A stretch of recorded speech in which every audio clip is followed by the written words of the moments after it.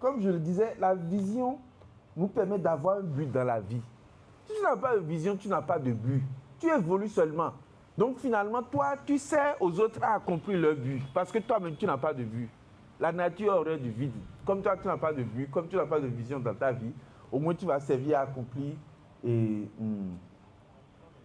les autres. Philippiens 3, verset 14. L'apôtre Paul dit ceci. Je poursuis ma course vers le but pour remporter le prix attaché à l'appel que Dieu nous a adressé du haut du ciel dans l'union avec Jésus-Christ. L'apôtre Paul était focus. Pour ceux qui connaissent sa vie, il était concentré. Très concentré, il avait une vision, il avait un but.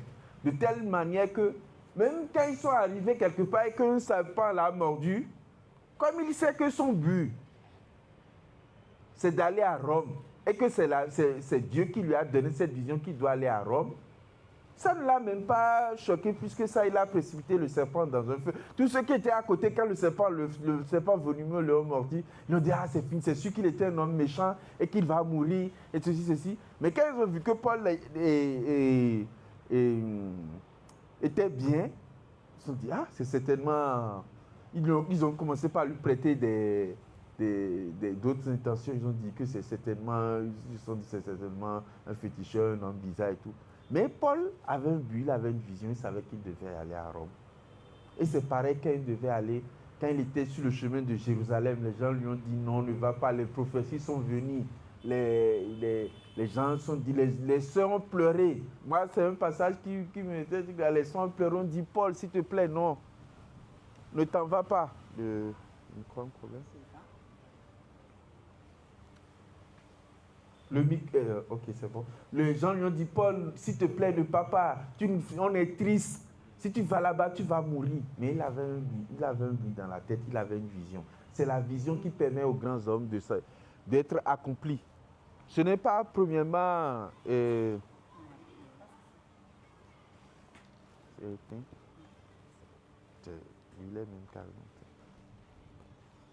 Ce n'est pas premièrement même la recherche de l'argent. Non, quand tu écoutes l'histoire des gens comme Steve Jobs et tout, ils avaient trouvé un problème et ils ont voulu régler ce problème-là. C'est la vision qui permet de t'organiser. Même les distractions que tu as, les jeux, tout ce que tu fais, c'est en fonction de ta vision. Les fréquentations que tu as. Si tu n'as pas une vision dans la vie, tu ne sais pas là où tu vas, tu fréquentes tout le monde, tu fréquentes n'importe qui et tu perds finalement ton temps. Donc, un homme a une vision. Si tu n'as pas de vision, comment est-ce que tu veux diriger ton foyer? Tu demandes à la femme d'être soumise. Mais elle est soumise à quoi? Soumission veut dire soumission. Elle est sous mission. Sous quelle mission? En étant avec toi, elle est sous quelle mission? Vous allez où? Vous allez où? Toi, tu ne sais pas là où tu vas dans la vie. Et tu veux amener l'enfant des gens où? Et tu te plains, non, elle ne m'écoute pas. Qu'est-ce que tu es en train de dire qu'elle n'a pas écouté? Qu'est-ce que tu es en train de dire et qu'elle n'a pas écouté? Où est-ce que tu veux l'amener? Donc si toi, tu veux former ton foyer, tu veux qu'elle soit sous mission. Donc il faut que toi-même, tu aies la mission. Il faut que tu aies une vision. Et qu'ensemble, vous discutez.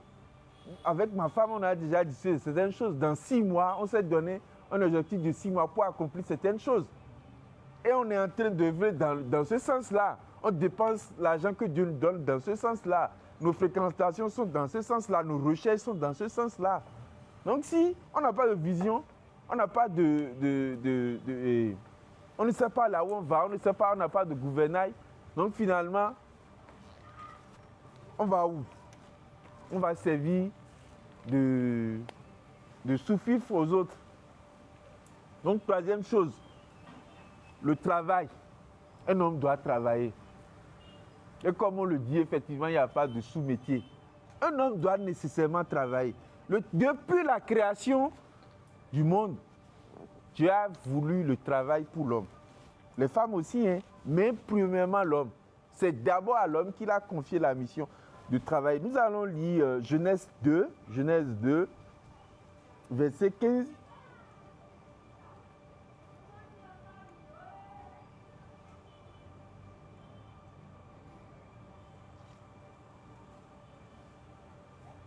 L'Éternel, Dieu prit l'homme et l'établit dans le jardin d'Éden pour le cultiver et le garder. Dieu l'a créé et lui a donné une mission. Il a dit, toi, ton travail, ça va être de cultiver le jardin et de le garder. Et c'est en faisant ce travail-là qu'il a remarqué même que, en fait, il y a quelque chose qui me manque. Donc c'est en travaillant que tu vois tes potentiels. On dit, l'homme donna un nom à tous les animaux domestiques, à tous les oiseaux du ciel, aux animaux sauvages, mais ne trouva pas d'aide qui soit son vis-à-vis. Si Adam ne travaillait pas, est-ce qu'il allait se rendre compte de ce vide-là?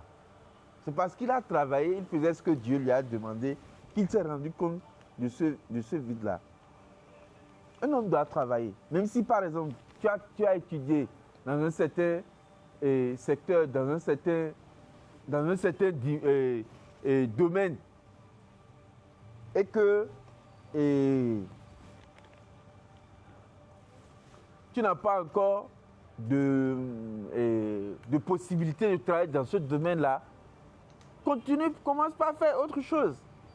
Commence par faire autre chose. Tout travail honnête, tout travail qui nourrit son homme, mérite d'être fait. Moi, je connais, moi-même, à un moment de ma vie, tout ce que je trouvais, que ce soit dans mon domaine ou pas, mais des fois même, j'ai fait, il y a un de mes amis qui vendait des produits, qui voulait livrer à des gens, et il m'a appelé pour me demander, est-ce que tu connais quelqu'un qui est livreur? Ah. Je suis livreur. Mais je suis livreur. Je soignais le chien de monsieur. Elle m'a dit, est-ce que tu peux me trouver quelqu'un qui va passer nettoyer le cage du chien et le laver au moins 1 ou 2 fois par mois? Moi-même le nettoyeur. Je suis nettoyeur. Professionnel. Ah, mais qu'est-ce que tu crois?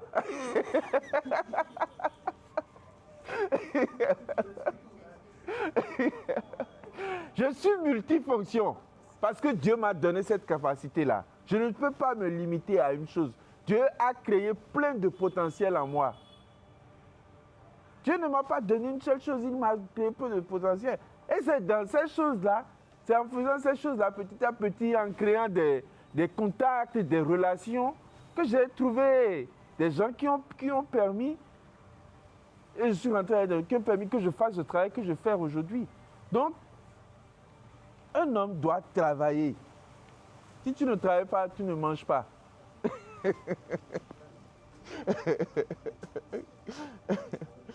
Nous allons lire Colossiens 3, verset 23.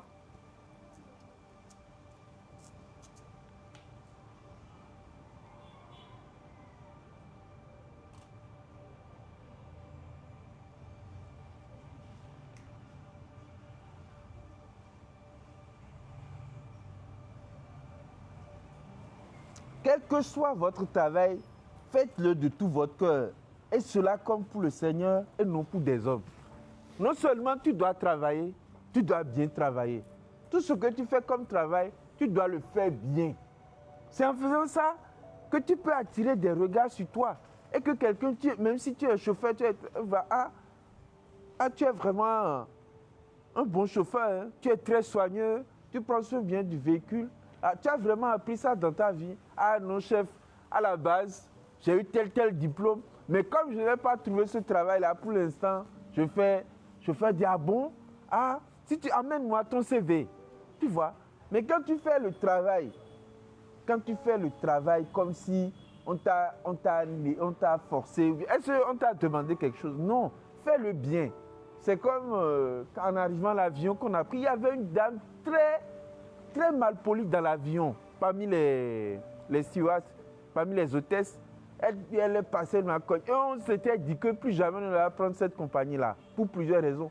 Mais quand on était sur notre trajet d'Abidjan sur Cotonou, on est tombé sur un monsieur vraiment gentil. qui a discuté avec nous, il s'est assis, il nous a même amené du champagne. Alors qu'on ne lui a pas demandé ça. On a dit vraiment, si on reprend un jour ce vol-là, ça serait à cause du monsieur-là.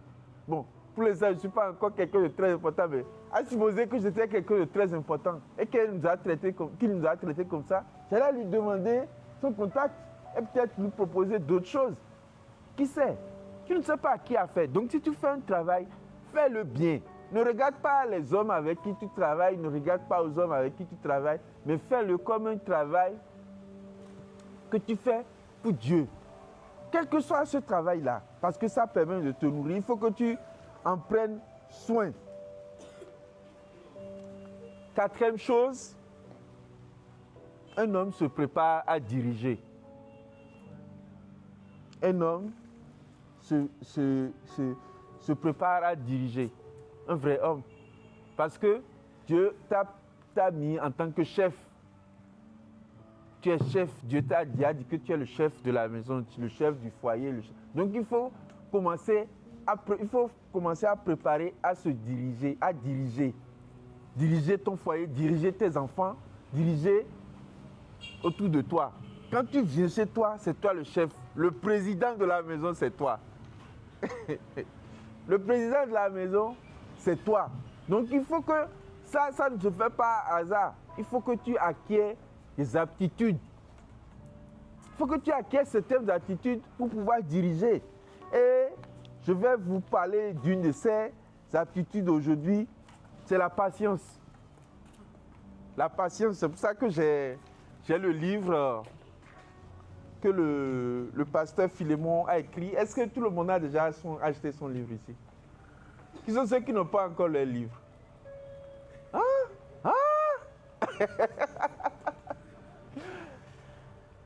Qui sont ceux qui n'ont pas encore acheté le livre? Et si la patience te sauvait la vie? La patience. La patience. Patience. Je comprends pourquoi les anciens ils donnaient patience à leurs chiens. Tu vas dans une maison, le chien s'appelle patience. Patience, patience. C'est pour se rappeler ce mot-là. Il faut que je sois patient. Un bon chef est patient. Si tu n'es pas patient, tu ne développes pas la patience. La patience, je vais le redire encore, la patience. La patience, si tu n'as pas la patience, quand ta femme va être mécontente et te dit des choses, tu vas réagir au cas de tout. Alors que le dirigeant ne peut pas se permettre de vivre avec les émotions, de diriger avec ses émotions. Non, il doit toujours faire ce qui est judicieux pour la paix, le bonheur dans la maison. Donc il faut avoir la patience. Et c'est un livre qui est fortement recommandé. C'est même pas très cher. Qui sont ceux qui veulent l'acheter? Ah. Qui sont ceux qui veulent acheter le livre? Il y a Narcisse qui a levé premièrement la main, donc je vais lui offrir ça. Voilà, parce que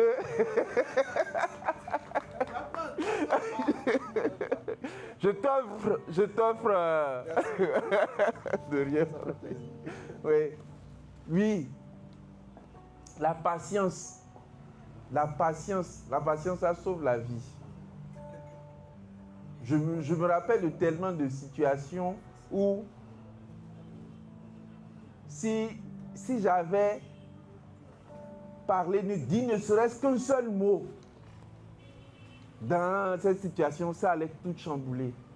Mais le fait d'avoir gardé patience, de maîtriser, de ne pas parler, ou bien de dire, ah ok, j'ai compris juste, et parti, alors que dans mon fort intérieur, j'étais en train de bouillonner, et que je pouvais sortir les insultes, aussi ingénieux l'une que l'autre, et que je me suis gardé patience, je me suis calmé, tant dans mon travail, dans la vie de tous les jours, La patience, ça sauve la vie. La patience, ça sauve la vie. Et si la patience te sauvait la vie? Merci Rob. Tu as déjà ton livre? Hein? Tu attends quoi? Hein? Tu vas prendre ça quand? Il faut avoir des visions. Tu vas prendre ça quand? Tu as prévu l'acheter d'abord? D'accord. Donc, la patience, cette aptitude-là, il faut la chercher à tout prix. À tout prix. Donc, sur ce, je vais m'arrêter là pour cette première section. Et est-ce qu'il y a des questions éventuellement? Est-ce qu'il y a des questions? Est-ce que quelqu'un a des questions? Ou je vais aussi donner la parole au pasteur, le pasteur Philémon, pour s'il a des apports à nous faire, des choses à ajouter également. Je vais lui laisser.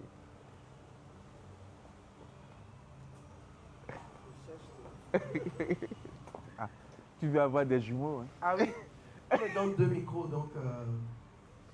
Tata Naomi, les jumeaux. Il y a des jumeaux. Il y a Mehdi. Il y a des jumeaux. Il y a Mehdi. Il y a des jumeaux.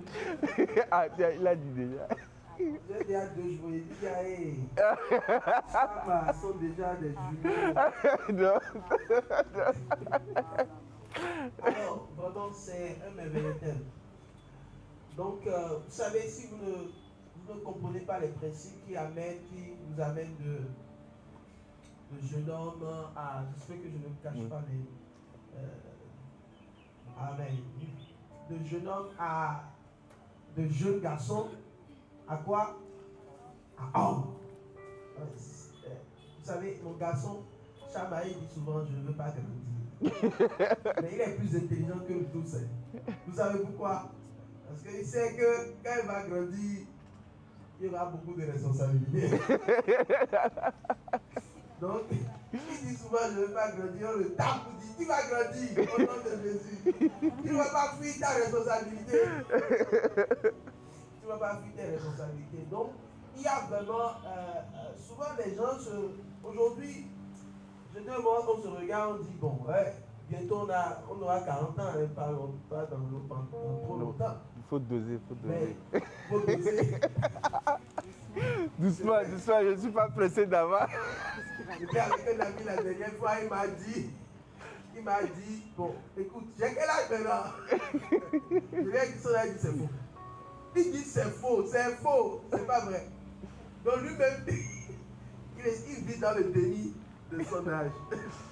Parce qu'il y a tellement de choses qu'il doit faire et pour l'instant, il ne l'a pas encore fait. Le Seigneur va vous aider. Amen. Lorsqu'on se prépare bien, on rentre dans l'accélération divine. La préparation peut prendre beaucoup de temps, mais quand tu finis et tu es bien préparé, quand on regarde que tu rentres dans un mariage ou dans une relation, on sait que vraiment ça c'est du bon. Amen. Oui. Alléluia. C'est du bon. Quand on regarde, on ne regarde pas des plaisantins, des gens qui sont là juste et on va le dire tout à l'heure. Je l'aime. Tu l'aimes et après. Et après, non. Si nous sommes bien préparés, nous allons rapidement entrer vraiment dans le cercle des hommes. Des hommes. Parce que je veux parler aux jeunes garçons, je veux parler à tous ceux qui sont appelés à devenir des hommes. C'est pas parce que tu as 40 ans que tu es homme. Ça, je vais ajouter, ce n'est pas parce que vous avez 50 ans que vous êtes homme. Il y a des enfants, je dirais, des enfants de la cinquantaine, de la quarantaine, ils sont des enfants. Oui. Ils sont mariés, ils ont des enfants, mais eux-mêmes sont des enfants. Et c'est une réalité. Ils font souffrir inutilement leur femme, leur épouse. J'espère que je ne fais pas souffrir mon épouse. Yabedi. Donc, mais il y a une responsabilité surtout. Alors je vais aborder la responsabilité émotionnelle. D'accord? Je bénis le Seigneur pour mon bien-aimé frère jumeau. Hein. comme j'ai l'habitude de dire, il a parlé du livre avant moi. D'accord? Donc, il y a une responsabilité émotionnelle.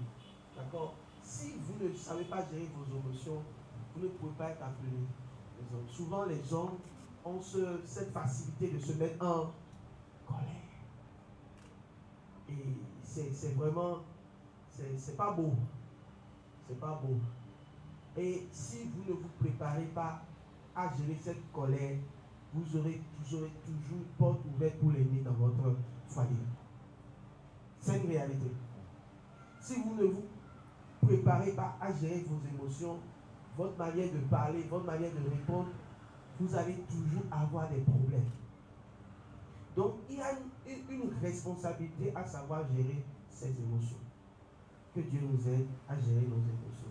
Amen. Et quand quelqu'un te fait quelque chose, tu veux répondre en même temps. Il m'a dit A. Je dois lui dire A, B, C, D. Jusqu'à Z. Jusqu'à Z. Il m'a dit 1. Je dois lui dire 1, 2, 3, 4, 5, 6. Donc tout ça, ça ne fait pas forcément de nous des personnes qui sont des personnes vraiment averties et prêtes à rentrer dans vraiment la dimension d'homme, ou si vous voulez, la dimension de femme. Parce que tout ce que nous disons aussi est valable pour la femme. Amen, amen. Amen. Donc, je veux vraiment insister, je dois ajouter un mot, insister sur la gestion des émotions. Et ne pouvons pas gérer nos émotions sans la personne du Saint-Esprit. Amen. Amen. C'est pourquoi la patience est une partie du fruit de l'Esprit. Amen. Donc, si vous n'avez pas le Saint-Esprit en vous, vous ne pouvez pas être des hommes et des femmes patients. Patients, si vous voulez. Amen. Donc, l'Esprit de Dieu doit agir en nous. Et sa puissance qui nous conduit doit nous entraîner vraiment à vivre vraiment dépouillé de notre propre désir pour saisir vraiment la volonté de Dieu, qui est une volonté vraiment d'abord qui est bonne, qui est agréable et qui est parfaite. Donc, la communion avec le Saint-Esprit nous aidera à être des personnes préparées à devenir des hommes ou des femmes. Amen. Du Saint-Esprit, j'ai besoin de toi. Donc, demander l'aide du Saint-Esprit, c'est notre quotidien si nous voulons vraiment devenir des hommes à l'image de Jésus-Christ, homme. Amen. Jésus-Christ, homme qui s'est sacrifié. Et je veux finir par ce mot en complément de ce que nous avons reçu. Devenir un homme, c'est aussi accepter la dimension du sacrifice. Parce que si tu ne peux pas te sacrifier, tu ne peux pas être appelé un homme. L'homme doit savoir qu'il doit apprendre la dimension du sacrifice. Et s'il veut toujours tirer la bonne part, la tête du poisson, pour lui-même, il n'est pas encore prêt à devenir un homme. Donnez-moi la tête du poisson. C'est pour moi. Ce n'est pas la dimension du sacrifice. Ou, d'accord, pour toi, c'est la meilleure part. Hein? Comme on le disait, la graisse, la meilleure part. Ça, ce n'est pas des hommes. Les filles, c'était des jeunes garçons. Oui. Gâtés, hein, des garçons. Hein? Ils doivent avoir la meilleure part. Tu ne m'as pas donné la tête. Pourquoi? Pourquoi tu n'as pas donné le gros poisson qui est dans la sauce? Ah ouais, ça, ce n'est pas la dimension du sacrifice.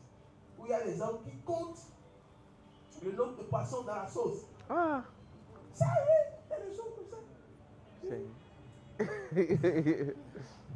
C'est lui qui te donne la portion d'huile. Ça, c'est l'extrême. Hein. C'est-à-dire, il a l'huile dans sa chambre. Et si la femme a besoin d'une petite portion, il la met là. Et c'est ça, cette dimension de sacrifice est souvent quelque chose qui n'est pas souvent le propre de beaucoup d'hommes. Vous allez voir beaucoup d'hommes, ils vont vous dire, oh, ah oui, ils vont te séduire. Mais ce n'est pas un homme, ce n'est pas un vrai, c'est un garçon. et il n'aime pas entrer dans la dimension du sacrifice. Et c'est peut-être que c'est lorsque tu t'engages avec lui, d'accord, donc tout à l'heure nous allons certainement parler de l'engagement, tout ce qu'il faut. D'accord, quand vous aimez quelqu'un ou quelqu'un dit qu'il vous aime, d'accord, comment vous devez faire? Donc est-ce que ça voudra dire en même temps que vous entrez en relation, comment vous allez exactement faire? Parce que vous pouvez détruire votre vie par un oui. Vous avez dit oui à quelqu'un et c'est fini. Non seulement spirituellement, vous avez fait entrer des démons dans votre vie, mais vous avez fait entrer quelqu'un qui ne doit jamais entrer dans votre vie. Donc, cette alliance va vous détruire. Donc, si vous ne regardez pas à Jésus-Christ, vous ne pouvez pas trouver quelqu'un qui est comme lui, comme je l'ai dit, non, qui est dans la dimension du sacrifice. Parce qu'un homme est toujours dans la dimension du sacrifice. Amen. Il est le sacrificateur de sa maison. D'accord? Il se sacrifie pour ses enfants. Comme on dit, les femmes et les enfants d'abord. Je vous rappelle dans Titanic, il y a eu un homme qui s'est faufilé. Il est rentré dans la barque. Lui, ce n'est pas un homme, c'est un garçon. Donc, le sacrifice, c'est le minimum si vous voulez vraiment compter du doigt et dire que cette personne, c'est un homme. Donc voilà, j'ai ajouté quelques éléments, je ne sais pas si ça vous a aidé. Sinon, c'était parfait. Merci. Merci. Est-ce qu'on peut acclamer le Seigneur pour la vie de... On va aller laisser 2 minutes pour se reposer. On va se lever, on va chanter, on va louer le Seigneur. Et après, on va revenir sur la deuxième session très rapidement. Amen. Est-ce qu'on peut se lever? C'est la tienne, ça?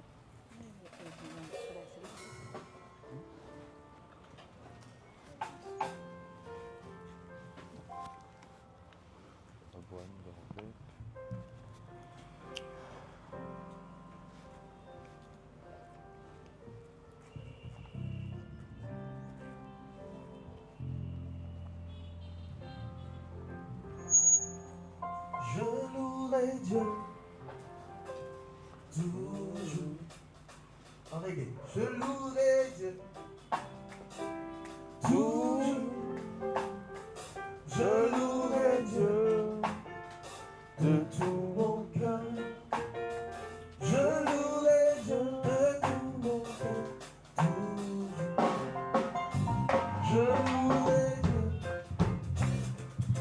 toujours. Je louerai Dieu toujours. Je louerai Dieu de tout mon cœur. Je louerai Dieu de tout mon cœur.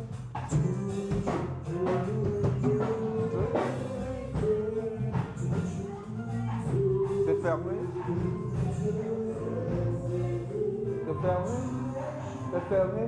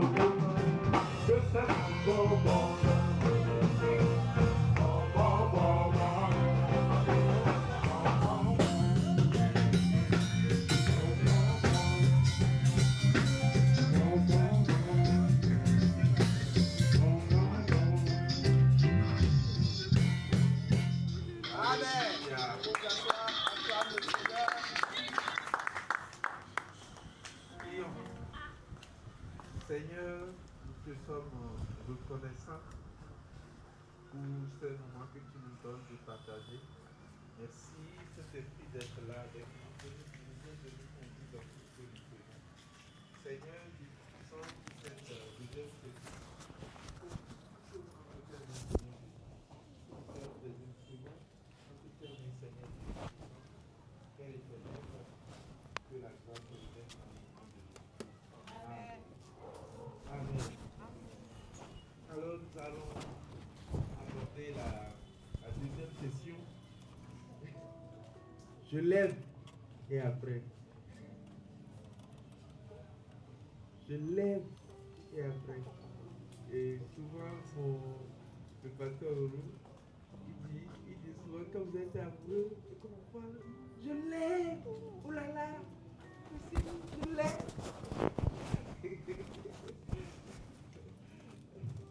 Donc, on va voir ensemble, après l'étape d'amour, de l'amour, je lève l'étape d'après. C'est ça qui est le plus sérieux, en fait. Je l'aime et après. Donc, je vais laisser. Ok. D'accord. Donc, cette fois-ci, on va inverser. Parce que je commence. Je l'aime et après.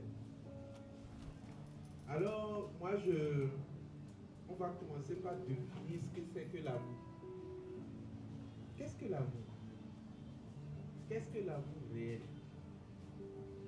Dans les films et dans les feuilletons, on nous vend l'amour comme quelque chose comme un coup de foudre. Hein? J'ai les papillons dans le ventre, mon cœur qui bat à la chamade. Quand je le vois, je n'arrive plus à me contrôler. Oh là là. Mais très cher, l'amour, c'est bien au-delà de ça. L'amour est avant toute chose un choix. Comme le Christ l'a fait. Le Christ a choisi de nous aimer. Malgré qui on était, malgré nos défauts, malgré nos transgressions, malgré tout, le Christ a choisi de nous aimer.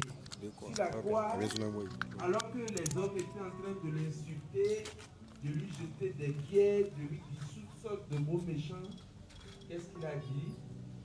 Père, pardonne-leur car ils ne savent pas ce qu'ils font. Ça, c'est l'amour. Il a choisi, le Christ a choisi d'aimer l'humanité. Et il était prêt à se sacrifier pour l'humanité. C'est ça le vrai amour. Le vrai amour, c'est un choix. C'est un choix. Ce n'est pas le papillon dans le ventre, c'est pas le cœur qui bat, c'est pas. Parce que ça ne dure pas. Hein. Ça ne dure absolument pas. Quand tu vas à la personne, là, mon cœur bat, oh elle est belle, oh là là, elle est très belle, mignonne, elle a les femmes que j'aime, oh Seigneur. Oh là là. Ah non, c'est le plus beau garçon du collège, du lycée. Oh, qu'est-ce qu'il est beau, teint clair. Oh, qu'est-ce qu'elle est belle. Qu'est-ce qu'elle est belle. Oh là là. C'est pas ça l'amour. C'est pas ça le vrai amour. Ça ne dit pas. La beauté est vaine et la grâce est trompeuse. Si tu l'aimes, tu dis que tu l'aimes à cause de son physique. Un jour, on ne le souhaite pas, un jour, supposons qu'il a un accident qui le défigure. Est-ce que tu vas continuer toujours à l'aimer si ton amour est basé sur son physique? Si ton amour est basé sur sa situation financière, la situation financière d'une personne. Et si un jour, par malheur, ça arrive, moi je connais des gens qui étaient très riches et qui sont revenus à zéro. Je connais un monsieur qui était dans notre quartier, je ne vais pas dire son nom, qui était très riche, une très belle maison. Je ne sais pas ce qui s'est passé, il a fait un emploi ou quoi, mais du jour au lendemain, il a tout perdu, même sa maison. Et ses enfants étaient obligés de dormir chez d'autres personnes. Alors qu'il fut un temps, son eau était criée sur tous les toits. Quand il y avait des fêtes dans le quartier, tout le monde appelait son nom, mais plus personne ne l'appelait. Donc si tu l'aimes à cause de sa situation financière, et si cette situation la chute, est-ce que tu vas toujours continuer à l'aimer? Si tu l'aimes, si tu dis que tu aimes une personne à cause de son statut social, je l'aime parce qu'il est ci, il fait ci, il est ci. Et si il chute? Et s'il chute? Et s'il chute? Le vrai amour, c'est un choix. C'est de regarder une personne, de l'étudier, de voir son potentiel et dire je suis prêt ou je suis prête à m'engager avec cette personne-là pour qu'ensemble nous évoluions. C'est ça le vrai amour. Le vrai amour, ce n'est pas un hasard, ce n'est pas quelque chose de hasardeux, ce n'est pas une loterie. C'est pas ça, l'amour. C'est pas ça l'amour, c'est bien au-delà de toutes ces choses, de toute apparence physique, de d'une situation sociale, d'une situation financière, de je ne sais quoi d'autre. Le vrai amour, c'est d'apprendre à connaître la personne, de voir qui il est dans son fort intérieur et de choisir. Que, ah oui, c'est avec cette personne-là, avec ses défauts, avec ses qualités, oui, c'est cette personne-là qui je veux construire. L'amour, c'est pas ce qu'on nous vend à la télé.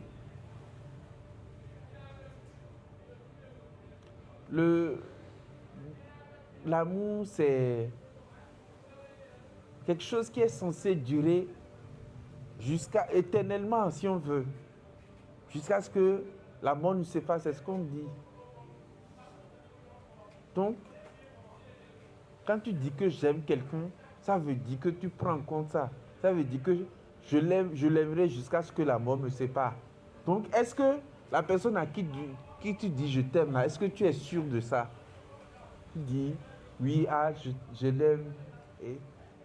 Et quand je dis je l'aime là, c'est jusqu'à ce que la mort me sépare. Je suis prêt à travailler à cela. Parce que c'est quelque chose qui se travaille aussi, l'amour. Je suis prêt à travailler à cela jour après jour. Voilà. Je l'aime et après. Moi, quand ma femme et moi, on apprenait à se connaître quand on discutait, je ne regardais pas que sa beauté physique, même si elle est très belle. Je cherchais aussi une mère pour mes enfants.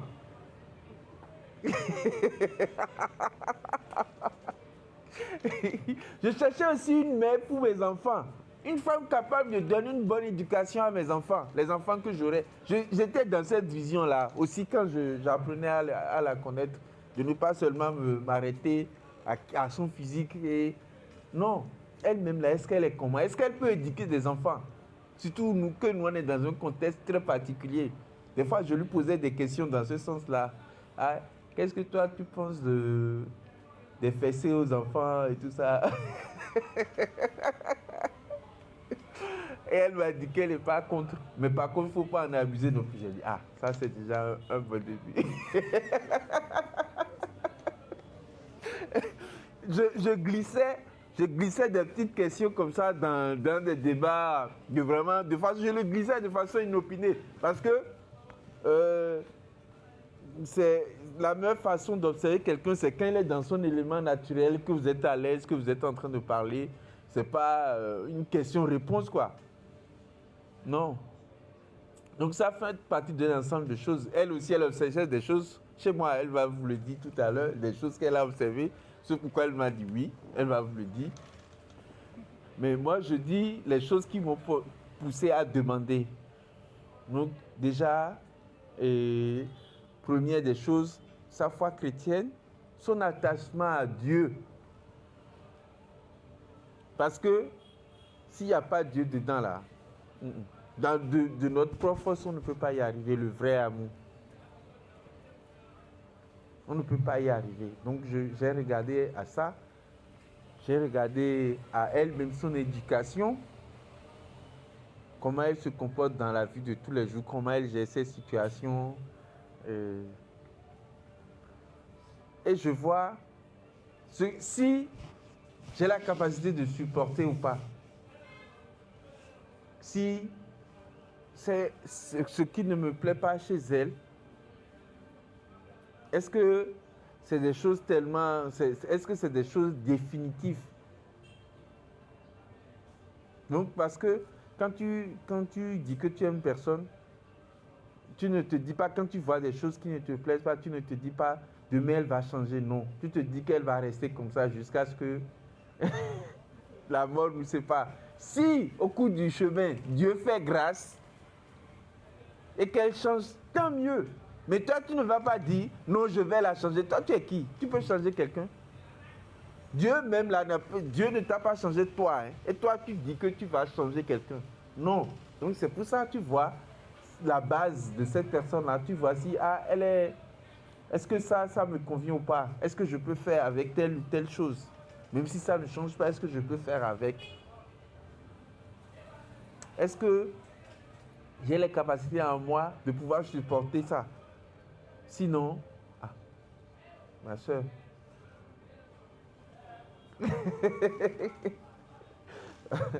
restons de bons amis.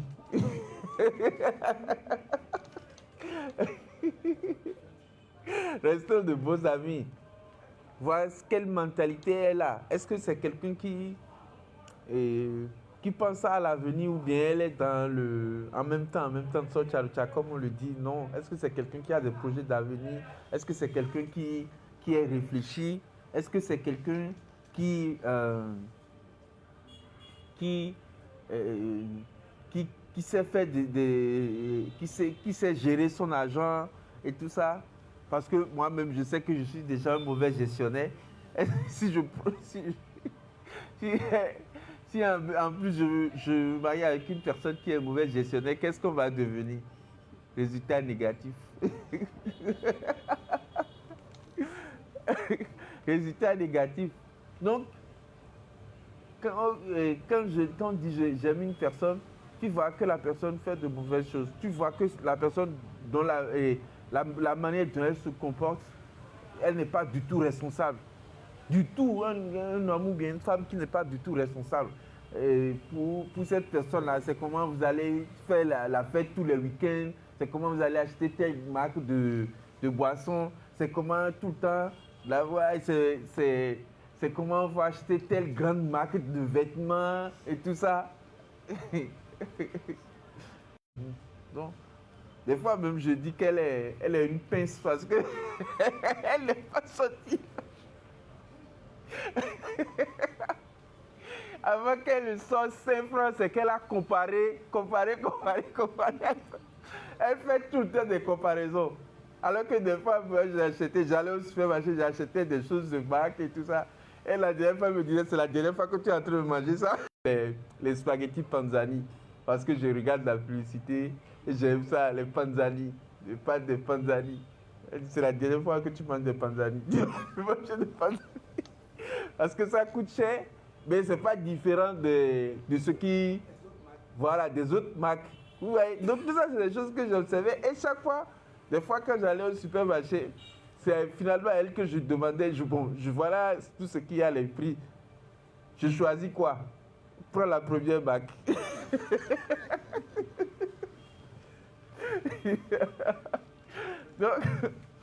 donc pareil, quand on allait, chaque fois qu'on allait manger à des endroits et que c'est elle qui choisissait, elle faisait en sorte de choisir des endroits qui ne vont pas nous faire trop dépenser, mais qu'on mange bien quand même.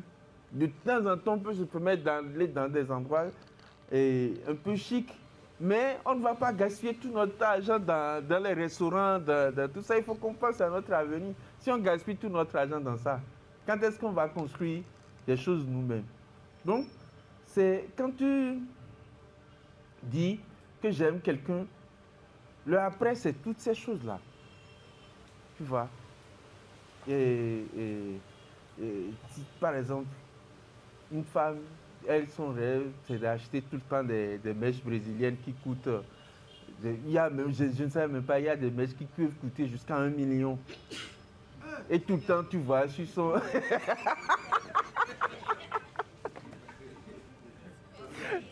C'est un pitié.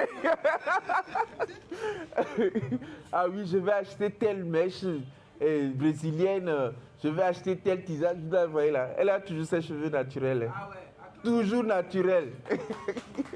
Elle ne fait jamais de rajout et tout ça. Et pour pousser la chose encore plus loin, elle se tresse toujours elle-même. Elle ne va quasiment jamais dans les salons de coiffure. C'est toujours elle-même qui fait sa tresse et tout ça. Ça, c'est bien. C'est beaucoup d'économie, ça.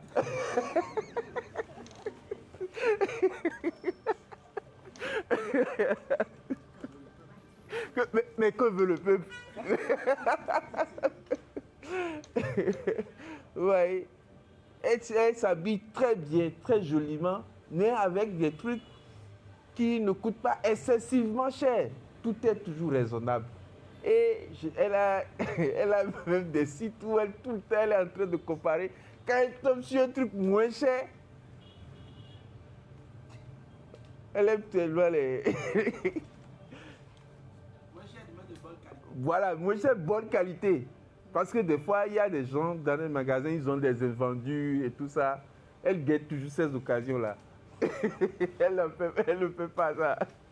Donc, quelqu'un qui voit que quelqu'un qui a cette réflexion-là, c'est quelqu'un avec qui, si demain vous êtes ensemble, l'argent que vous allez gagner ensemble, elle n'ira pas le dépenser inutilement. Elle n'ira pas le dépenser inutilement. Si, et ça, c'est ce genre d'éducation, par exemple, que moi je veux pour mes enfants. Si moi j'ai des filles, je veux qu'elles aient ce genre d'éducation-là. Qu'elles soient réfléchies, pensées, qu'elles soient indépendantes. Et qu'elles ne disent pas, oui, il faut que je me marie à un homme qui va prendre soin de moi. Non. Elle-même, elle a appris quelque chose, elle sait faire quelque chose de ses mains, elle est autonome financièrement. Elle n'attend pas un homme. Et ce n'est pas pour autant qu'elle est dans les histoires de féminisme exagérées là, non. C'est encore un autre cas, ça, on ne va pas trop parler. Mais elle n'est pas non plus dans ce schéma-là, mais elle est indépendante. Vous voyez? Donc, il ne suffit pas de dire j'aime une personne et quand je la vois, j'ai le cœur qui bat et tout ça. Pourtant, tu sais, quand tu vois cette personne-là, tu sais que comment toi, elle ne te convient pas. Pourtant, tu continues, tu t'entêtes, tu dis non, je l'aime, je l'aime, je l'aime, je l'aime, je l'aime, je l'aime. Et après, dans ça, il y a des gens qui se marient et quand il arrive l'heure d'arriver à la maison, ils garent leur voiture dehors, ils attendent 0 heure et quand ils rentrent, ils se couchent juste. Il y a un monsieur qui m'a dit ça une fois. Et bizarrement, avant qu'il ne voulait se marier, il m'avait parlé et je lui ai dit, il m'avait dit que les gens ne voulaient pas qu'il se marie et tout. Je lui ai demandé le pourquoi. Et il m'a expliqué la situation et tout ça de la femme et tout. J'ai dit, ah, mon frère, ce qu'ils sont en train de dire là, c'est vrai, hein. Ne te marie pas à cette femme-là. Et il ne m'a pas écouté, il n'a écouté personne, ils se sont mariés, ils ont eu un enfant ensemble et tout.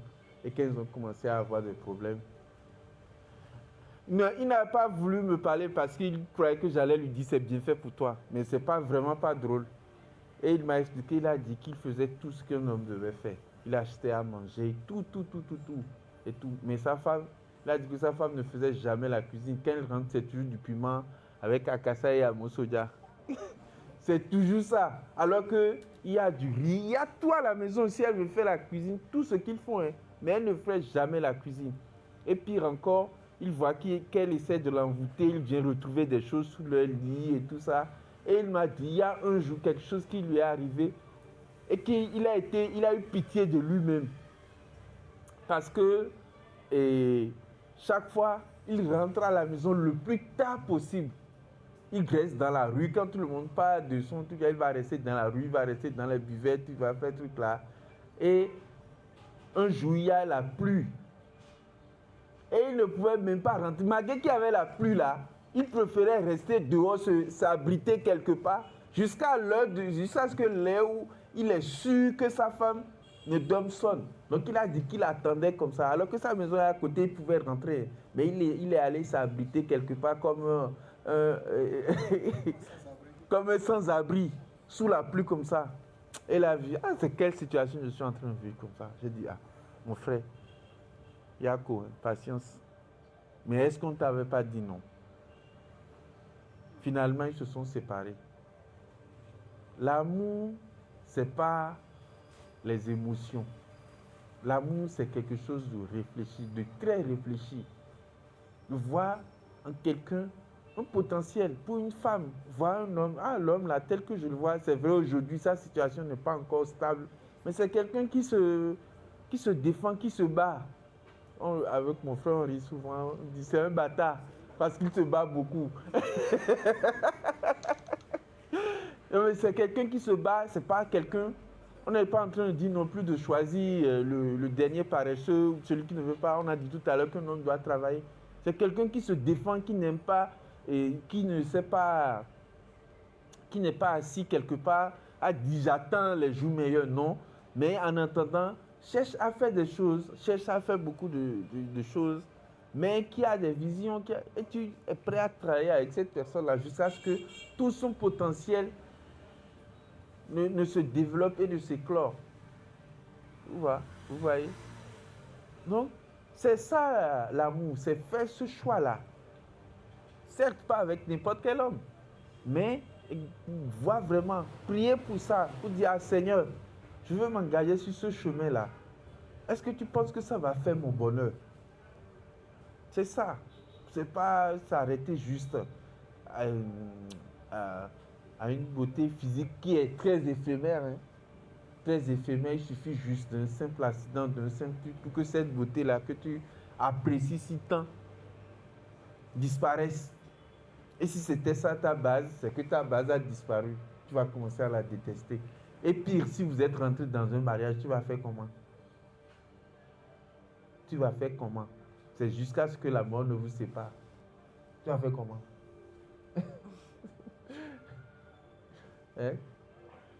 Donc, vraiment, après l'amour, c'est vraiment regarder la personne à la lumière de la parole de Dieu. L'homme, un homme selon Dieu, un homme selon le cœur, comme Jésus. Est-ce que tu trouves Jésus en cette personne-là? Est-ce qu'il est aimant? Est-ce qu'il a le sens du sacrifice? Est-ce que c'est quelqu'un qui saura garder jalousement ce qui est à la famille? Parce que il y a des hommes, je connais des gens qui sont très appréciés dehors. Quand on les voit, c'est tonton gentil, pourtant, il est en train de donner aux gens ce qui est destiné à être à sa famille. Ses enfants n'ont pas à manger à la maison, mais pourtant, ce qu'il a là, au lieu de garder ça pour ses enfants, il donne ça dans la rue aux gens pour être dans le paraître. Il s'habille très bien, il sort dehors, il est apprécié de tout le monde. Alors qu'il a laissé sa femme et ses enfants affamés à la maison. Et il s'en fout. Et c'est ça. Est-ce que c'est quelqu'un qui sait fermer sa braguette? C'est aussi ça. Pendant que vous voyez, tu dis que tu l'aimes et tout ça, vous êtes dans une relation et il ne t'est pas fidèle. Et tu penses que c'est quand tu vas aller dans le mariage, tu dis je l'aime, vous allez aller dans le mariage qui va devenir fidèle. C'est pas possible. Ça, c'est un critère éliminatoire. Direct. Oui. Ça, là, il n'y a même pas à réfléchir sur ça. S'il ne peut pas te rester fidèle maintenant, il ne te sera jamais fidèle dans le mariage. Et dans ces cas-là, s'il n'est pas un homme fidèle, tout ce qui doit revenir comme ressources, il va dépenser ça dans les femmes dehors plus tard. Et il va vous laisser dans une situation difficile.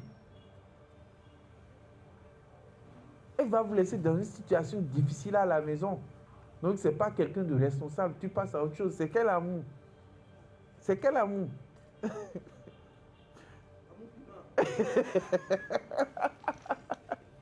Non, ça, c'est pas de l'amour. C'est... Hein? Oui, massacre, mais c'est être un peu... Ça fait preuve d'idiotie. Bien, tu vois qu'elle ne t'est pas fidèle, bien, malgré que vous êtes en couple. Elle continue de discuter avec d'autres hommes. Elle n'est pas responsable.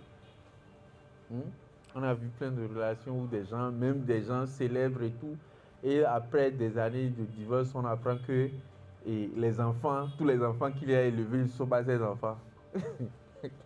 On a toujours entendu, même les stars, on dit que c'est parce que nous, on est pauvres, on dit, ah, même si les riches, ils ont de ces problèmes-là, qu'est-ce qui empêche? Donc, c'est toutes ces choses-là, c'est de vraiment apprendre à connaître la personne à la lumière de la parole de Dieu, de savoir qui il est-ce qu'il va être un bon père, est-ce qu'elle va être une bonne mère, est-ce que c'est quelqu'un de réfléchi, est-ce que c'est quelqu'un qui a des projets, est-ce que c'est quelqu'un qui pense à l'avenir, est-ce que c'est quelqu'un qui saura garder les ressources de la maison pour la maison, est-ce que c'est quelqu'un qui a le sens de la responsabilité, le sens de la famille. On doit être sûr. Même si tu n'es pas, on ne peut pas être sûr à 100%, mais il faut une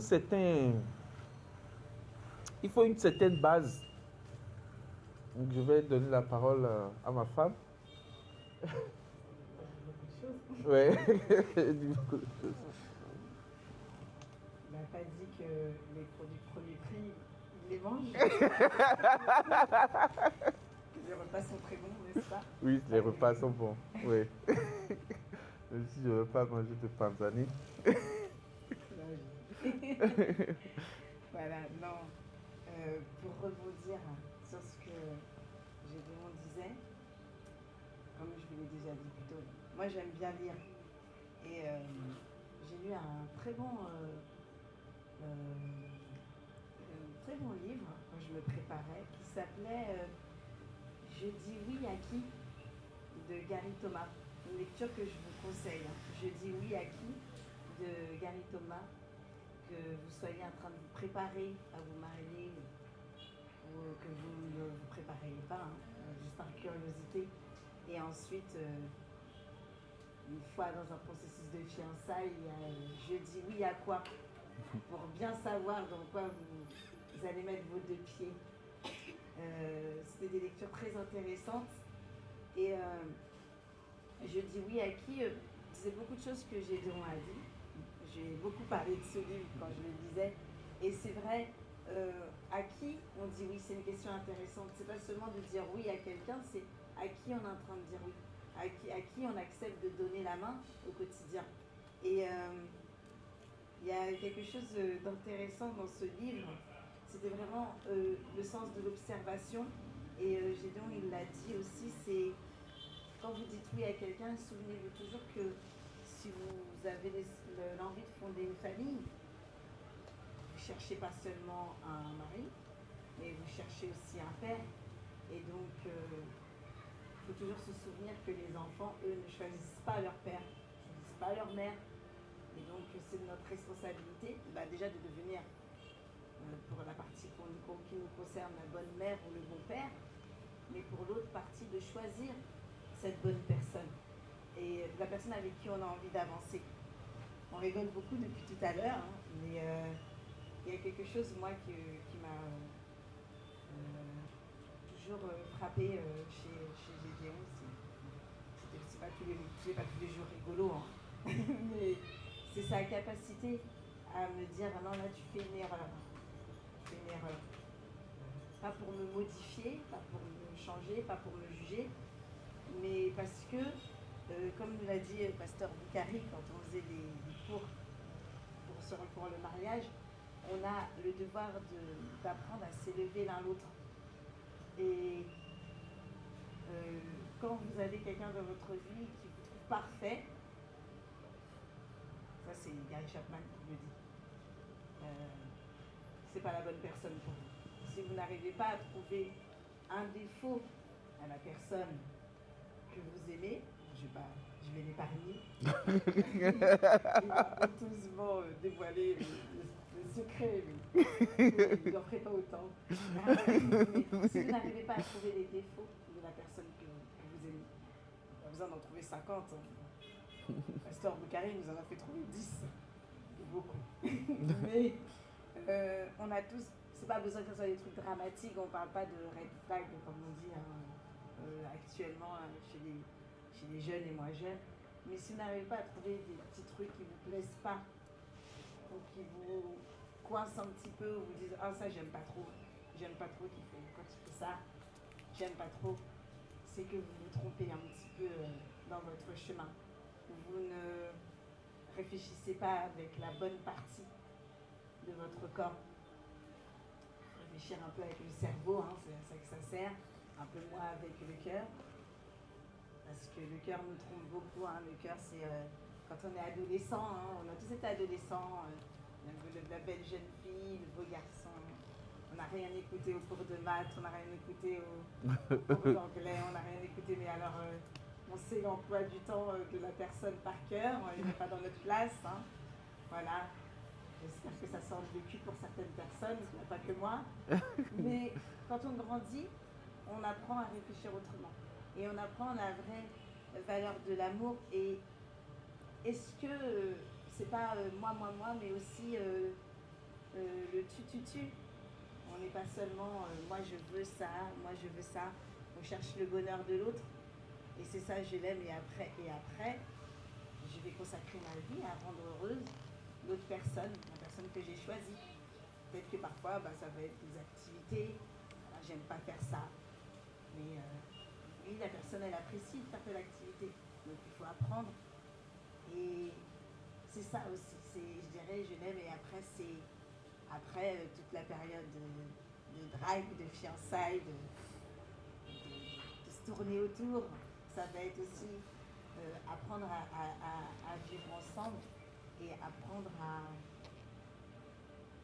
comment dire, à faire des compromis aussi des fois, des compromis, à faire un petit peu l'impasse, hein, des fois on ne veut pas du tout de quelque chose, hein, mais bon, c'est pas notre temps, c'est le temps de l'autre, l'autre est parfois fatigué, parfois il faut réfléchir à qui est plus fatigué que l'autre, hein, des fois.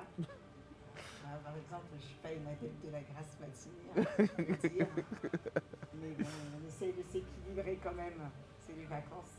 on essaye de s'équilibrer et puis les efforts sont appréciés, sont vus. Souvent, nous, à la fin de la journée, on a toujours eu cette habitude de discuter un petit peu à la fin de la journée. Ah, aujourd'hui, t'étais en forme. Ah, c'était pas top aujourd'hui. On fera mieux demain. Mais ça, c'est important parce que s'il n'y a pas ces moments où on apprend, qu'est-ce qu'on fait? On garde. Et un jour, c'est à la place de juste une remarque comme ça, c'est fait exploser tout un tas de remarques. Pour ceux qui ne savent pas, moi, je suis enseignante et souvent, moi, je suis confrontée à ces parents qui gardent. Et après, ils arrivent, ils explosent. Et je me souviens avoir dit à un papa l'an dernier, il est même arrivé à penser que peut-être que son fils aurait des problèmes en classe, son fils allait très bien, mais que je le détestais peut-être. Et parce que pour un bonjour loupé, un bonjour pas entendu, pour un pantalon à l'envers, j'ai des maternelles. Et je lui ai dit, monsieur, depuis quand vous gardez tout ça? Et on est au mois de mars. Et il me dit, oui, ça fait quelques mois. Et je dis, monsieur, dans la vie de tous les jours, vous attendez toujours comme ça? Il m'a fait, oui. J'ai dit, ah. J'ai dit, c'est dommage. C'est dommage. Et il faut qu'on fasse attention dans notre vie à deux, de ne pas avoir cette attitude-là, parce que le je t'aime, le je l'aime et après, ça pourrait être se transformer un petit peu en autre boudin. Pour ceux qui ont un peu la vision de ce que ça donnerait, c'est en catastrophe. Ça pourrait être un gros massacre parce que on n'apprend pas à apprécier chaque qualité, mais aussi à composer avec chaque défaut. Voilà. Et je vous invite, si vous êtes dans une relation avec quelqu'un, voilà, si vous n'êtes pas déjà dans un cours, ou si votre cours ne comprend pas à un moment où vous parlez de vos défauts, à le faire. Alors moi, vraiment, quand j'ai eu ce cours-là, je me suis dit, oh là là. Qu'est-ce que c'est que ce cours? Qu'est-ce que c'est que cette histoire de défauts et de... Mais c'était très enrichissant parce que finalement, quand une personne est mature, alors je ne vais pas lui lancer des fleurs, déjà on a vu en quoi on se complétait, en quoi on se différenciait, mais surtout, ce qui était bien, c'est que les défauts qui s'étaient trouvés coïncidaient pour la plupart avec les défauts que je lui avais trouvés. Donc c'est une preuve déjà d'une prise de conscience et d'acceptation que de se dire telle ou telle chose chez la personne, je peux composer avec. Voilà. Ça ne veut pas dire que c'est tous les jours facile, mais je peux. Et Dieu peut changer les choses, puisque moi je ne peux pas le faire. Et peut-être que c'est à moi aussi d'être un peu moins ceci ou un peu moins cela. Je me saigne pour ma part. Mais parfois on pense que c'est l'autre le problème. Et on va dire, ah ben, ça va influencer notre je l'aime et après. Et on est parfois soi-même le problème. Donc vraiment, même sans être en couple, hein, moi je vous conseille de faire ce petit exercice, de chercher vos défauts, vos qualités. Chercher si vos défauts sont vraiment des défauts, de chercher si vos qualités sont vraiment des qualités, parce que des fois on croit qu'on a une qualité et c'est pas plus une qualité que ça. 1 Corinthiens 13 à partir du verset 4. L'amour est patient. Il est plein de bonté. L'amour, il n'est pas envieux. Il ne cherche pas à se faire valoir. Il ne s'enfle pas d'orgueil. Il ne fait rien d'inconvenant. Il ne cherche pas son propre intérêt. Il ne s'aigrit pas contre les autres. Il ne trame pas le mal. L'injustice l'attriste, la vérité le réjouit. En toute occasion, il pardonne, il fait confiance, il espère, il persévère. L'amour n'aura pas de fin. Les prophéties cesseront. Les langues inconnues prendront fin et la connaissance particulière cessera. Donc, quand nous parlons d'amour, voilà ce qu'est l'amour selon Dieu. Est-ce que quand nous disons, dans un premier temps, est-ce que quand nous disons « je t'aime » à quelqu'un, est-ce que notre amour répond à tous ces critères-là? Première chose, est-ce que celui à qui nous disons « je t'aime », est-ce que nous avons appris à le connaître et à l'aimer avec ses qualités et ses défauts? Est-ce que nous trouvons en cette personne l'aide semblable qu'il nous faut? Qu'il nous faut, pas celui qui peut nous convenir ou bien qui est là actuellement, non. Mais est-ce que c'est vraiment celui qu'il nous faut? Donc, je l'aime. Et après, est-ce qu'il répond à tous les critères? Donc, nous allons nous rester là. Nous allons inviter le pasteur. On n'a pas entendu la voix de Madame Pasteur aujourd'hui, nous allons aussi l'inviter. Si elle a quelque chose à rajouter à tout ça, il y a Mehdi. C'est bon? Ok, donc on va laisser la parole au pasteur.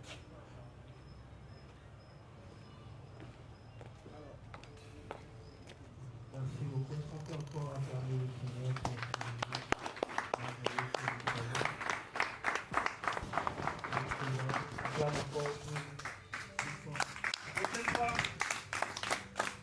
il faudra veiller à ce que beaucoup de personnes écoutent ces enseignements. Amen.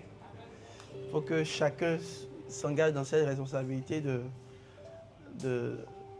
porter le message. Amen. Plus loin. Donc, je voudrais ajouter quelques mots, sinon c'est parfait. C'est parfait. Et nous aurons, dans la prochaine session, on va voir plusieurs étapes. D'accord, l'amitié, tout ça là.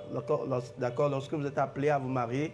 Donc, quelles sont toutes les étapes que vous devez vraiment comprendre. D'accord.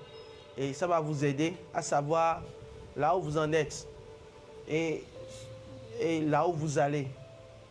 Parce que souvent on dit, j'aime telle personne, mais au fond, vous ne l'aimez pas. Hein. C'est un senti qui ment. On dit sentiment, c'est un senti qui ment. C'est un sentiment. Donc, tu ne sais pas exactement ce que c'est. D'accord? Ça peut être une attirance. La personne t'attire. C'est une personne très belle. Ah ouais? Vraiment, il y a des personnes très très belles. Quand tu... Ah, en tout cas, je ne vais pas parler ici. Mais tu vas avoir une forte attirance pour la personne, mais ce n'est pas de l'amour. Ça va passer. Et il y a beaucoup qui s'accrochent à cette attirance pour dire, oh, c'est l'homme de ma vie, c'est la femme de ma vie. Erreur. C'est l'erreur qui va te coûter la plus chère au monde. Tu vas vraiment vivre un désastre. Que le Seigneur t'épargne de cela. Dis Amen bien. Est-ce qu'il y a des célibataires ici?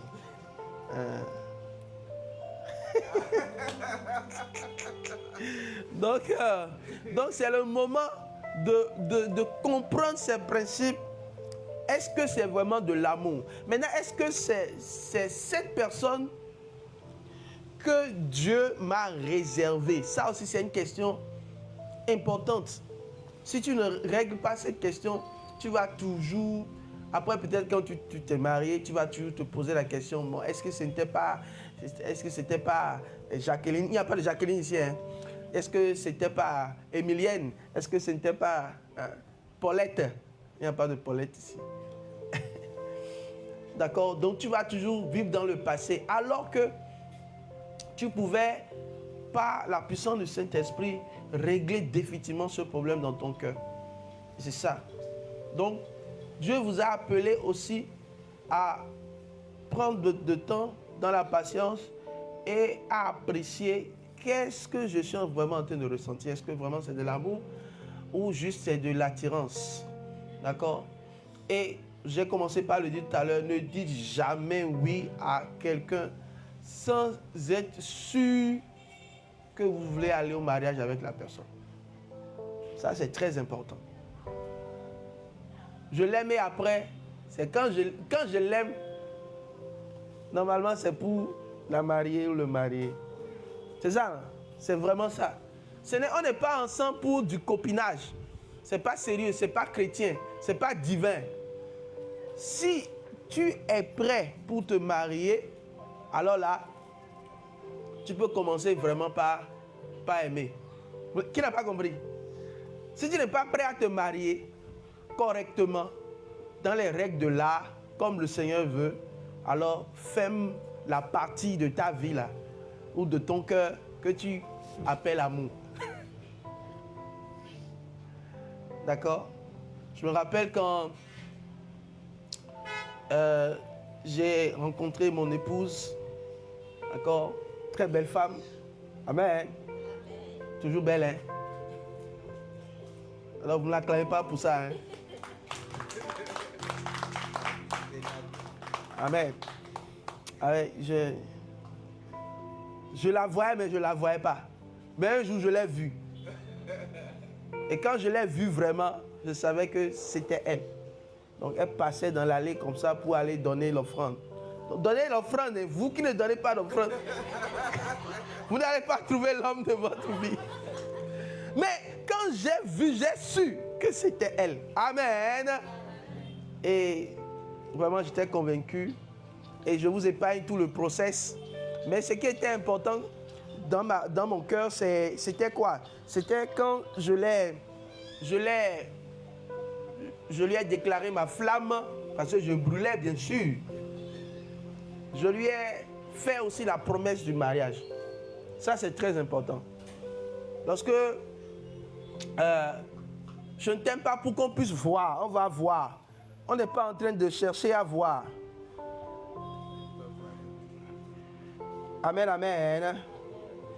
On n'est pas en train de chercher à voir. Mais on n'est pas en train de... On n'est pas en train de chercher à essayer quelque chose. On n'essaie pas.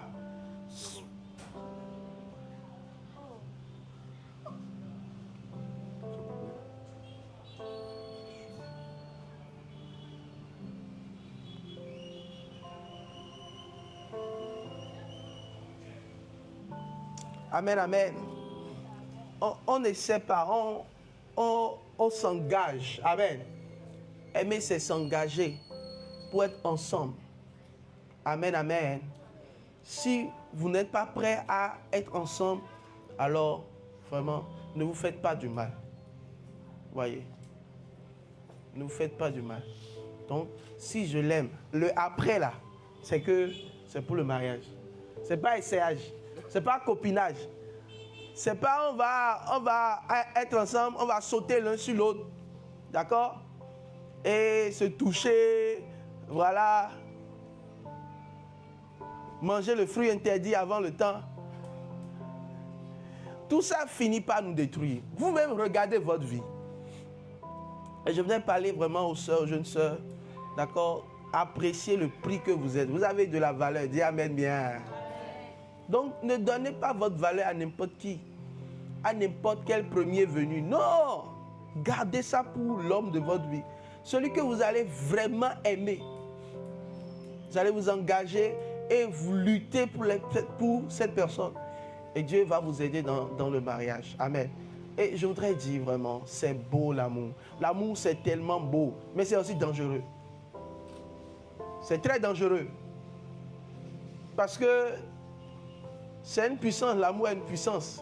Ça peut te conduire à faire des folies. Alléluia. Mais l'amour selon Dieu, nous l'avons lu dans 1 Corinthiens 13, a un cadre. Il y a des bornes qui cadrent l'amour selon Dieu. Et cet amour est l'amour véritable. L'amour véritable. L'amour véritable. On n'aime pas en l'air. On aime pour un but. Et pour se marier. Et vivre ensemble. Et mourir ensemble. Dis Amen. Vivre ensemble, mourir ensemble. Donc quand vous serez prêts, vous avez vraiment cette maturité, d'accord, vous pouvez vraiment vous engager dans ce process et Dieu va vous aider progressivement. La prochaine fois, certainement la prochaine session, nous aurons le temps de parler de chaque étape, d'accord. Comment vous pouvez faire un bon choix. Amen. Si vous voulez vous marier, comment vous allez faire un bon choix? Comment? Comment? Est-ce que c'est des critères ou c'est un engagement spirituel qui vous accompagne dans ce choix? D'accord? Parce qu'on peut avoir des critères, on appelle ça des critères, une liste longue de critères. Mais dans tout ça, qu'est-ce que Dieu veut? Alléluia. Qu'est-ce que Dieu veut? Donc, vous devez chercher la volonté de Dieu si vous voulez aller loin dans votre mariage ou dans votre futur mariage. Que le Seigneur vous bénisse. C'est quelques mots que je voudrais ajouter et que la grâce de Dieu soit sur vous. N'oubliez pas, ce que tu ressens, ça peut ne pas être de l'amour. Deuxième chose, si tu es sûr que c'est de l'amour, c'est que c'est pour le mariage. C'est pas pour le copinage. C'est pas pour le concubinage. C'est pas pour passer du bon temps ensemble. On ira à la plage ensemble. Hein? Donc je l'aime pour qu'on aille à la plage ensemble. Non, je l'aime parce que c'est pour le mariage. Et je me prépare, je comprends les principes du mariage. Et je m'engage pour être heureux comme mes amis. Alessandra, je veux dire. La patience. La patience. Toujours la patience. Comme le dit le pasteur, ça sera un best-seller. Best-seller. Amen. Donc, je vous invite vraiment à lire ce livre. Et si patienter te sauver la vie. C'est un très bon livre. Et ça va faire beaucoup de bien. Comme quelqu'un a l'habitude de dire, le titre seulement, un livre seulement comme ça, comme titre, dans ta chambre ou quelque part dans ta bibliothèque, fait que tu te souviens que tu dois patienter. Que le Seigneur vous bénisse très abondamment. Je ne sais pas si vous avez des questions. S'il y a des questions, on va rapidement prendre les questions. Notre temps est passé. Il y a des questions. Il y a des questions? Ou un apport? Merci beaucoup. Il faut dire que j'ai beaucoup apprécié le message. Je pense que le message est bien clair. Ma question va être un peu dérapant, mais bon, voilà. J'aimerais savoir comment être sûr de son choix. Parce qu'une chose est de dire je t'aime, je vais faire l'aventure avec toi et tout, mais comment être sûr de son choix? Ça, c'est ma question. J'aimerais me limiter là. Et voilà. Ça, d'autres viendront. C'est une très belle question. Donc, je laisse Alessandra et Gédéon répondre. Ok. Comment être sûr de son choix? La première chose, c'est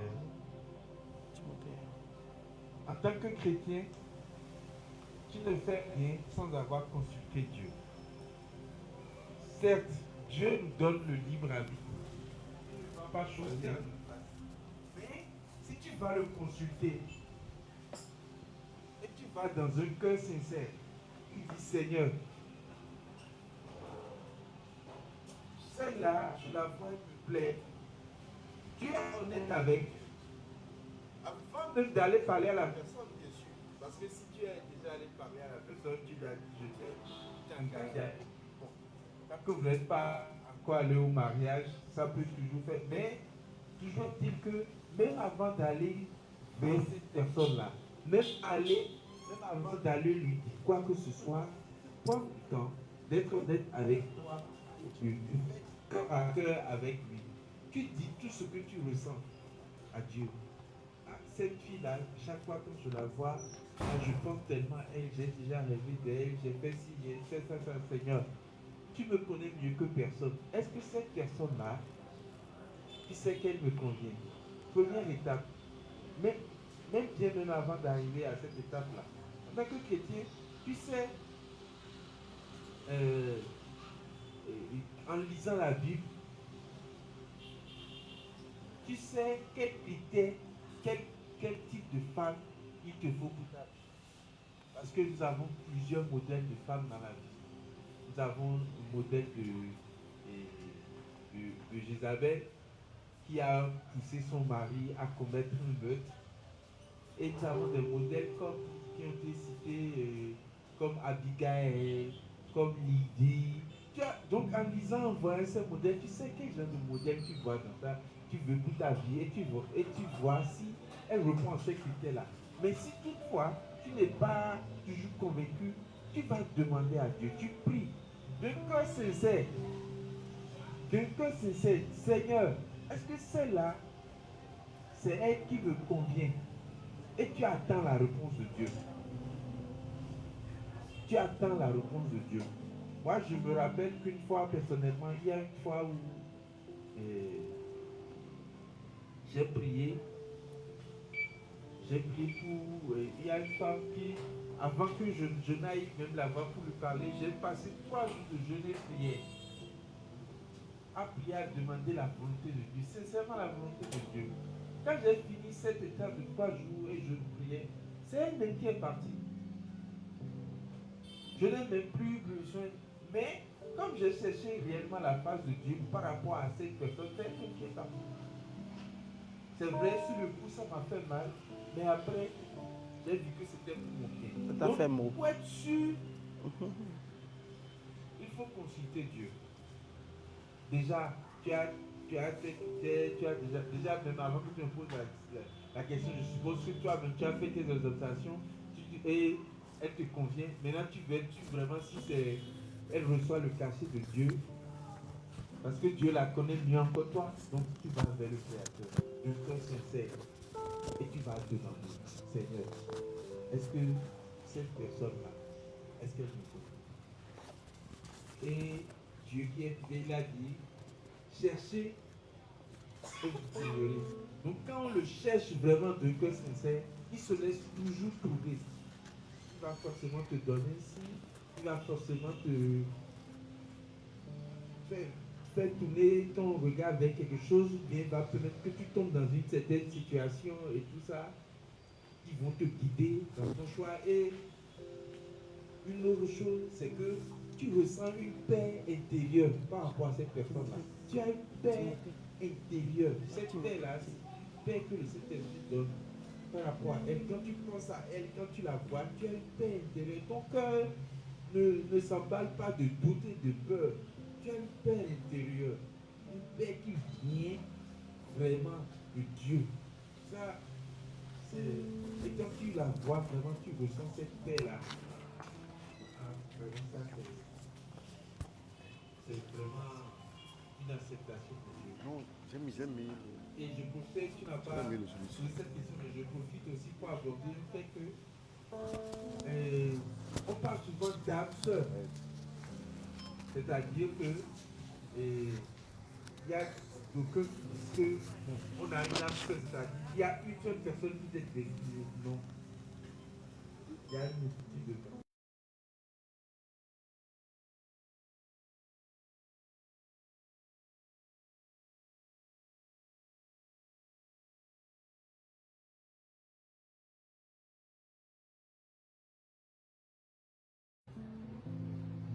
La preuve en est que si par exemple tu vas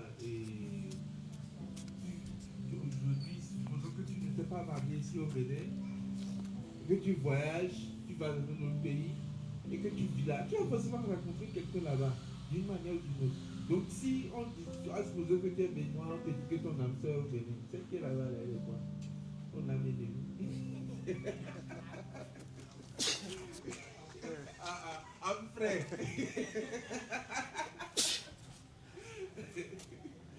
Donc, Dieu nous laisse toujours le libre arbitre des personnes qui vont avoir des personnes qui tu vois, mais après tu vas soumettre à Dieu. Bien même avant d'aller voir la personne, parce que si tu as déjà parlé, tu viens demander quoi encore à Dieu. Si tu as déjà fait ton choix, tu viens demander quoi. Mais toutefois, Dieu, il est miséricordieux. Donc si tu as procédé de cette manière, tu peux demander sa miséricorde. Ah, c'est vrai, je n'ai pas consulté avant de commencer ni avant d'arriver. Mais Seigneur, s'il te plaît, fais-moi grâce. C'est toujours mieux de rompre des fiançailles que de rompre des mariages. C'est toujours mieux de rompre de l'amitié, des fiançailles, et tout ça, que de rompre des mariages. Donc, pour répondre à ta question de façon très, après avoir observé la personne, après avoir trouvé les clés de caractère que tu recherches, tu vas soumettre ça à Dieu, tu vas prier, tu demandes à Dieu de cœur sincère. Et il va se révéler à toi. Je ne sais pas si le pasteur a quelque chose à ajouter. Ah oui. Merci beaucoup. C'est bon? Ah, ok, d'accord. T'amènes le micro. Merci beaucoup. Je remercie l'orateur et son épouse. Que le Seigneur vous bénisse abondamment. Amen. Pour appuyer ce que le frère Gédéon a dit, je vais lire 1 Corinthiens 13, verset 10. Mais quand ce qui est parfait sera venu, ce qui est partiel disparaîtra. Donc pour ceux qui se plaignent des relations qui n'aboutissent pas, je voudrais vous dire de ne pas vous inquiéter. Parce que tant que ce qui est partiel, ce qui est parfait, que Dieu a prévu pour vous n'est pas là, souffrez que les mauvaises personnes qui sont autour de vous partent. Parce que quand ce qui sera bon, ce qui est prévu par Dieu viendra, cela va rester et cette relation va aboutir. En dehors de cela, pour appuyer la réponse du frère Gédéon par rapport à la question de notre frère Narcisse, je vais lire 1 Jean 4, verset 18. Il n'y a pas de peur dans l'amour. Au contraire, l'amour parfait chasse la peur. La peur implique une punition. Celui qui éprouve de la peur n'est pas parfait dans l'amour. Autant que nous sommes chrétiens ou non, nous sommes les enfants de Dieu. Et dans notre vie, lorsque nous voulons prendre des décisions, le Seigneur nous parle de différentes manières. Que ce soit par ses prophètes, que ce soit par un enseignement, par même un chant, il nous parle. Donc quand vous êtes dans une relation et vous avez la crainte, la peur, dans beaucoup d'aspects, il faut commencer par réfléchir et demander l'aide de Dieu. Parce que quand on aime, le sentiment de peur ne doit pas être. Merci beaucoup. Merci. C'est parfait. C'est parfait. C'est parfait. Je ne veux pas ajouter quelque chose pour gâter la perfection de ce que ma tendre et chère épouse lui a dit. Donc, je ne sais pas si Alessandra a quelque chose à dire par rapport à ça. D'accord. Ah oui.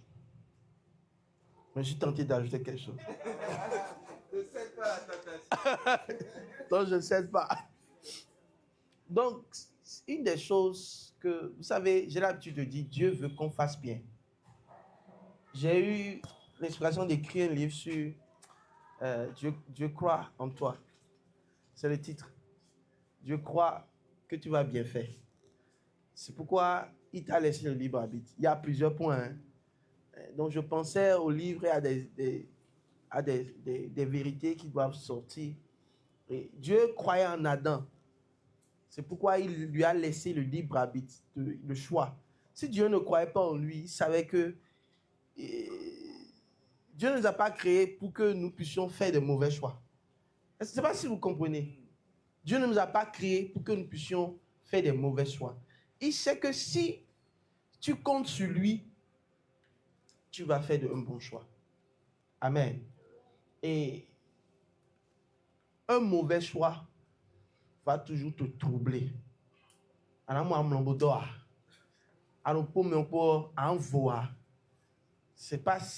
ne vient pas de Dieu. Ce qui vient de Dieu là, c'est la paix. Amen. Dieu te donne la paix. D'accord? Un des signes de l'esprit, c'est-à-dire un des signes que l'esprit est là, c'est la paix. L'esprit est un esprit de paix. Un esprit de liberté. Ça veut dire que là où l'esprit de Dieu règne, là règne la liberté. Mais tu te sens enchaîné, tu te sens troublé tout le temps. Non. Ça peut être une situation qui vient peut-être de temps en temps parce que dans tout fiançailles ou dans toute relation, il y a toujours des problèmes. Mais si c'est toujours des problèmes, c'est que ce n'est pas la paix, ça. Ce n'est pas la paix de Dieu. Donc, et dans ça, tu dois prier. Ça peut être que l'ennemi, c'est une bonne chose, hein, mais que l'ennemi est en train de te miroiter, d'accord, une mauvaise réalité. Donc, tu dois prier, demander. La prière, c'est quoi? Donne-moi la paix.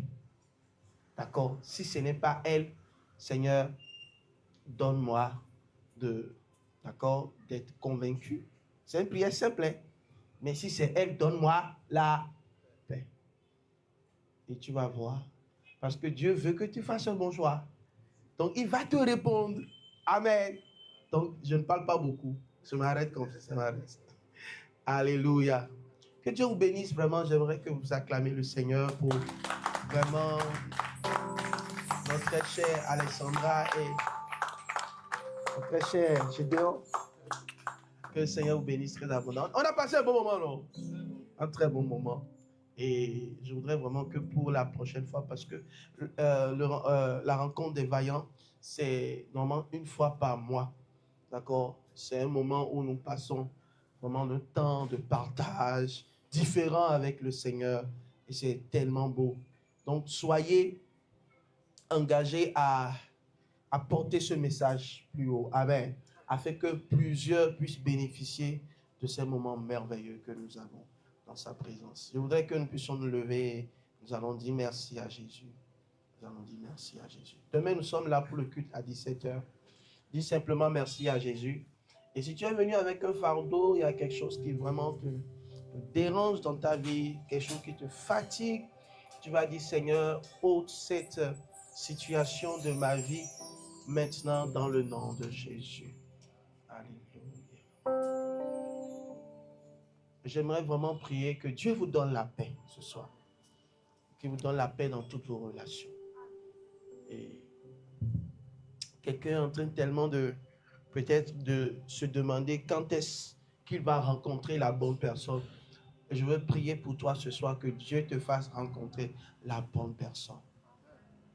Et que le Dieu éloigne de toi toute mauvaise personne.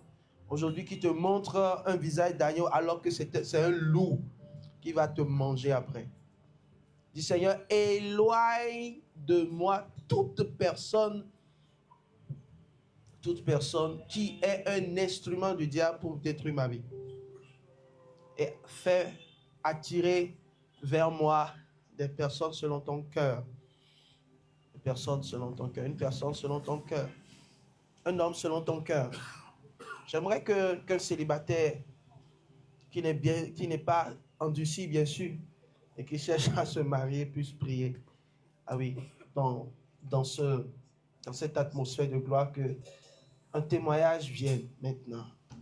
Si tu crois, demande à Dieu. Peut-être nous ne l'avons pas assez dit ce soir. Mais vous savez, un bon mari se demande. C'est Dieu qui le donne. Une bonne femme, c'est Dieu qui la donne. D'accord?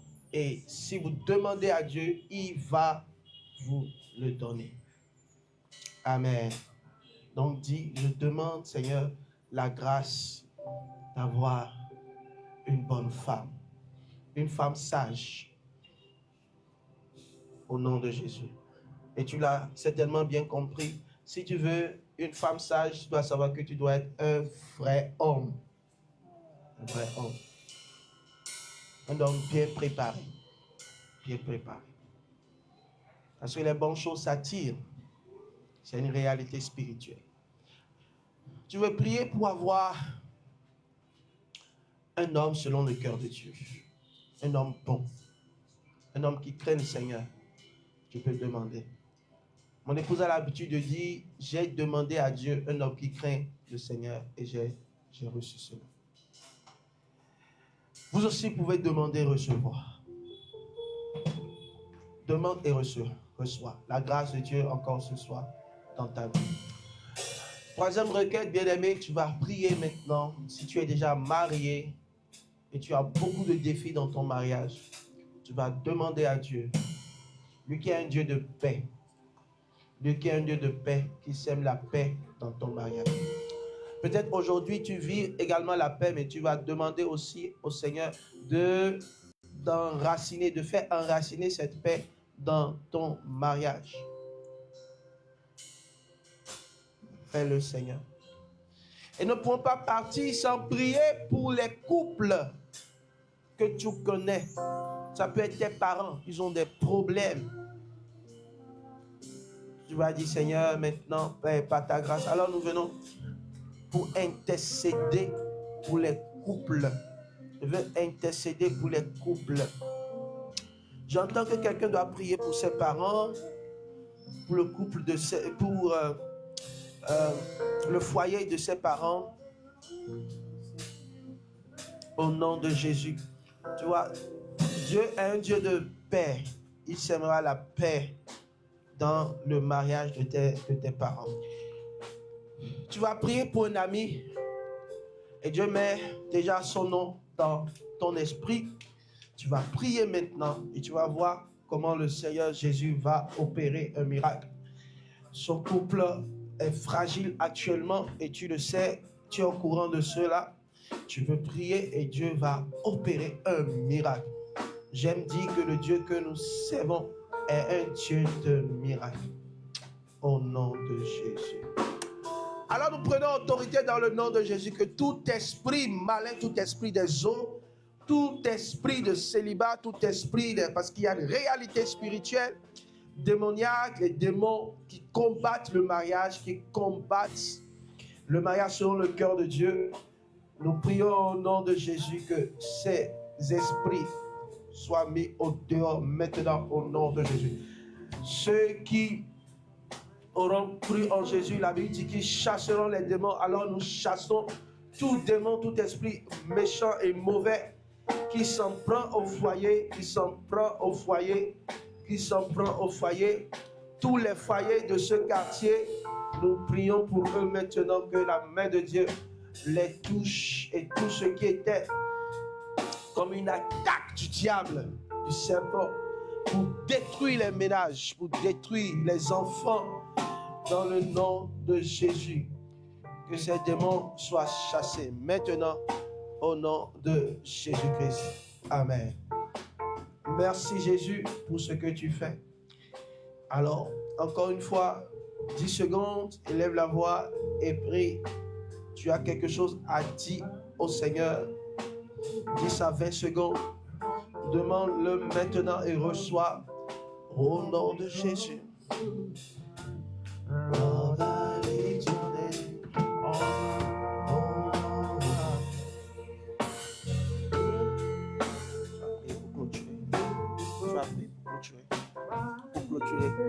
Pour clôturer la séance.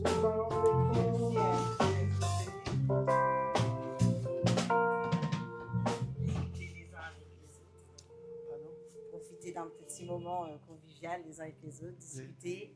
Merci à tous d'être venus. Merci. Priez, la clôture.